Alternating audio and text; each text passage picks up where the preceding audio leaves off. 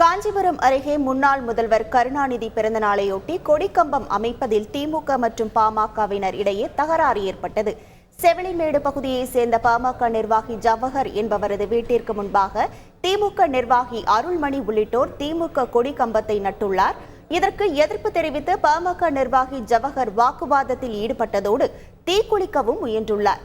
அப்போது கைகலப்பு ஏற்பட்டுள்ளது. இது தொடர்பாக திமுகவினர் அளித்த புகாரின் அடிப்படையில் ஜவஹரை போலீசார் கைது செய்த நிலையில் இதற்கு எதிர்ப்பு தெரிவித்து பாமகவினர் சாலை மறியலில் ஈடுபட்டனர். தொடர்ந்து அவர்களை கைது செய்த போலீசார் திருமண மண்டபத்தில் அடைத்து வைத்து பின்னர் விடுவித்தனர். தேர்தல் நடத்தை விதிமுறைகள் அமலில் இருப்பதால் திமுக கொடிக்கம்பத்தை போலீசார் அகற்றினர். இரு தரப்பினரும் அளித்த புகாரின் அடிப்படையில் போலீசார் விசாரணை மேற்கொண்டு வரும் நிலையில் இந்த சம்பவம் அந்த பகுதியில் பரபரப்பை ஏற்படுத்தியது.